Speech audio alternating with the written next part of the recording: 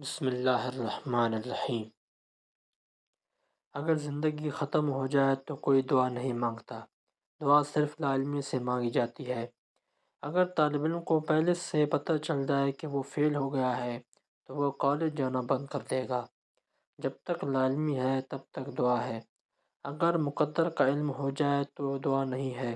جس کو یقین ہو جائے کہ موت کا ایک وقت معین ہے تو نہ کوئی حادثہ کوئی کچھ کر سکتا ہے، نہ کوئی حفاظت اسے ٹال سکتی ہے، تو آدمی اس کے لیے دعا نہیں کرے گا۔ جو لوگ جانتے ہیں کہتے ہیں کہ دعا کرو اس سے زندگی بڑھ جائے گی، 2 سال بڑھ جائیں گے، پھر دعا مانگیں گے اور اللہ تعالیٰ مہربانی کرے گا۔ پھر ایک وقت آتا ہے کہ دعا کارگر نہیں ہوتی۔ جب دعا کارگر نہ ہو تو وہ مقام تقدیر کہلاتا ہے۔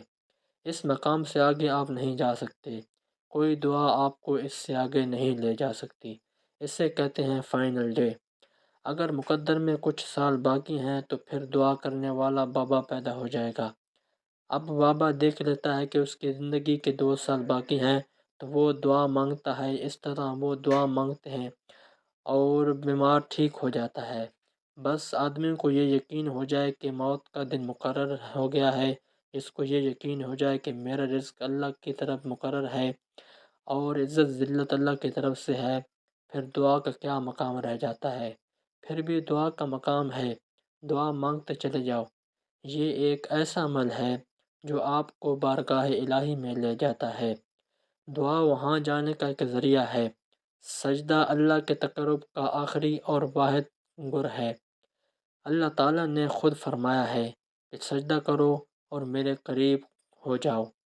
آپ اللہ سے دعا کرتے رہو اور جو چیزیں مانگنے والی نہیں ہیں وہ بھی مانگتے رہو، تو دعا نامنظور بھی ہو سکتی ہے۔ تو دعا مانگنا آپ کا کام ہے، آگے سے جواب دینا اللہ کا کام ہے۔ اتنی گفتگو جو ہے آپ کے لیے بڑا انعام ہے۔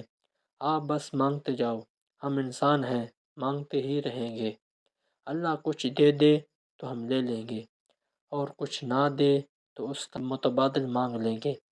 اور حضور پاک صلی اللہ علیہ وآلہ وسلم کا ارشاد ہے کہ جو دعا قبول ہو جائے اس پر شکر ادا کرو، اور جو قبول نہ ہو اس پر غور کرو۔